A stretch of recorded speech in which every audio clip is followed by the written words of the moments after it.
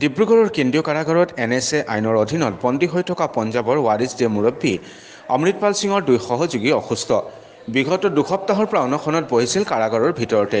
যোৱা নিশা হঠাৎ অসুস্থ হৈ পৰাত অমৃতপাল সিঙৰ 2 সহযোগীক অসম চিকিৎসা মহাবিদ্যালয়ৰ ICUত ভৰ্তি কৰা হয়। কুলৱন্ত সিঙক অসম চিকিৎসা মহাবিদ্যালয়ত ভৰ্তি কৰোৱা হৈছে। কাৰাবন্দী অমৃতপালৰ সহযোগী কুলৱন্ত সিঙৰ লগতে আন এগৰাকী সতীৰ্থ গুৰমিত সিঙকো AMCত ভৰ্তি কৰা হয়। দুয়োগৰাকীকে নিশাই অসম চিকিৎসা মহাবিদ্যালয় হস্পিটেলত সংকটজনক অৱস্থাত ভৰ্তি কৰে। যোৱা নিশা প্ৰায় 10 বজাত দুয়োকে চিকিৎসালয়ত ভৰ্তি কৰিব লগা হয়। অন্যহাতে AMCHৰ অধীক্ষক ডাক্তৰ প্ৰশান্ত দিহিঙীয়ে কয় যে অসম চিকিৎসা মহাবিদ্যালয়ৰ চিকিৎসালয়ত ভৰ্তি হোৱা ৱাৰিছ পঞ্জাৱৰ সদস্য দুজনৰ অৱস্থা কিছু উন্নত হৈছে। কুলৱন্ত সিঙৰ পূৰ্বৰ পৰাই মিৰ্গী ৰোগত আক্ৰান্ত আছিল। তেওঁক চেলাইন ড্ৰিপ দি থকা হৈছে। দুয়োকে মেডিচিনৰ ICUত চিকিৎসাধীন হৈ আছে। তেওঁলোকক আন ৰোগীৰ পৰা পৃথক কৰি ৰখাৰ লগতে সম্পূৰ্ণ নিৰাপত্তাৰ মাজত ৰখা হৈছে। 2013 চনৰ 19 মাৰ্চত ডিব্ৰুগড়ৰ কেন্দ্ৰীয় কাৰাগাৰলৈ ক্ৰমে পাপলপ্ৰীত সিং, দলজিৎ সিং কলচি, কুলৱন্ত সিং ধলিৱাল, বৰেন্দৰ সিং জিহাল, গুৰমিত সিং, হৰজিৎ সিং বসন্ত সিং, গুৰিন্দৰ সিং আউচালা আৰু ভগৱন্ত সিং ওৰফে বাজিকক অনা হৈছিল।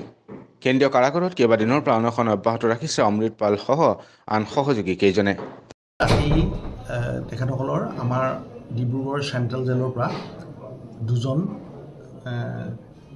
আমাৰ পেচেণ্ট ৰোগী আমাৰ ইয়ালৈ পঠাব।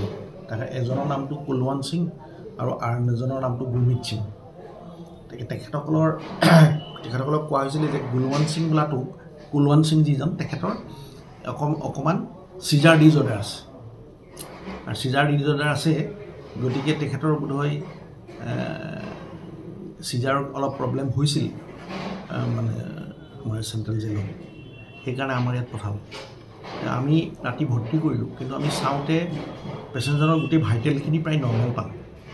কিন্তু কালি যিহেতু আমাৰ ইয়াত পঠাই দিলে আমি ভৰ্তি কৰিলোঁ আৰু সেইমতে আমি ট্ৰিটমেণ্ট আমি চেলাইনত ষ্টাৰ্ট কৰিলোঁ। আজি ৰাতিপুৱা মই খা খবৰ তেওঁলোকৰ ল'লোঁ আৰু তেওঁলোকৰ লগত মই নিজেই কথা পাতি দেখিছোঁ যে তেওঁলোকে কালিতকৈ যথেষ্টখিনি ইম্প্ৰুভ। এজনেই মেইনলি কুলৱন্ত সিং আৰু গুৰমিত সিং বোলা যিজন আহিছে তেখেতৰ অলপ উইকনেছ কমপ্লেইন কৰিছে, কিন্তু তেখেতে ORS খাই আছে। মই তেখেতক দেখিছোঁ ORS খাই থকা, আৰু ইজনক আমি ড্ৰিপ দি থৈছোঁ।